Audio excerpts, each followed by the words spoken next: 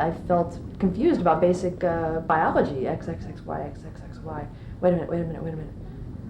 If I'm a female, then I should be XX. Why does it say XY? As a child, it's really scary to be in the hospital and not know why you're there, other than there's something wrong with what's between your legs.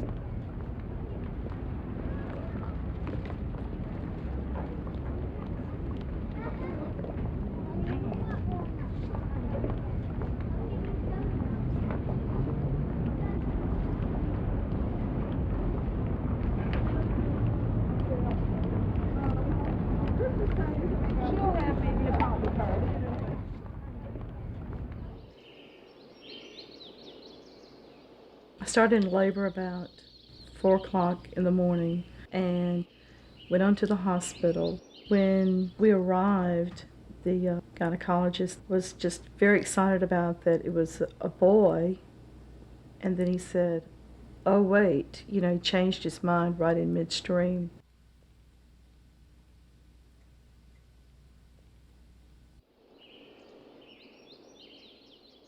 I was born in 1976 in Baton Rouge, Louisiana. They decided that their only option was to remove the unascended testes and remove the clitoris. Now, they removed the male reproductive organs first and then sent me home. And then about a year later, they removed the clitoris. Now, I don't remember any of this at all. I was a kid who was born with ambiguous genitalia, so issues about sexual identity and the science of sexology have been important in my life as long as I can recall.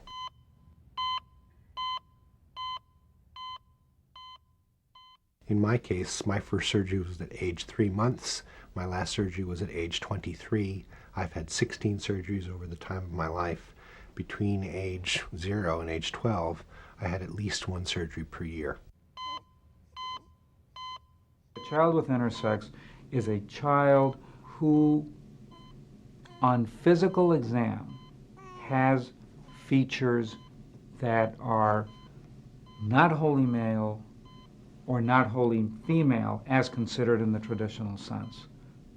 Physicians, presumably in the best interest of the child, would take upon themselves the burden of the information and make decisions as to gender, sex of rearing, gender of rearing, in a way completely independently of the parents. My father said it to me most clearly. He didn't think that he was being offered a choice. And I think that most parents have this experience.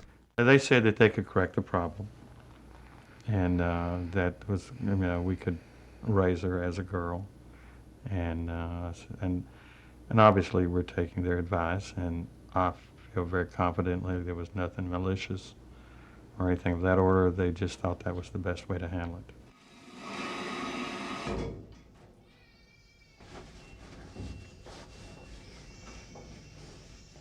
When you're a little kid and everybody goes on summer vacation, you come back to school after vacation and you're all supposed to tell about what you did on vacation. So I always went to the hospital. All these other kids were like, going to Yellowstone. So I learned very early to lie because I couldn't tell kids that I'd spent the summer in the hospital and had had my genitals, chopped up again. It was a battle between the ages of 13 and 18. All the time my parents would ask me, did you take your pill today? Sometimes I'd lie and say yes. Sometimes I did, I'd take it on and off. But for the most part, I took it, and I grew really fast.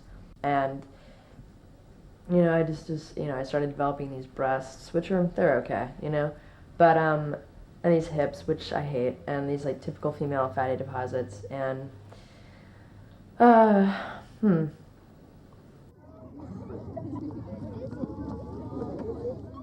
I would go back to school and sometimes be maintaining this plastic tube coming out of my genitals for up to 6 weeks, draining a sack that I would have strapped to my leg underneath my jeans. I thought that they were trying to make me look more like a boy, and they were trying to make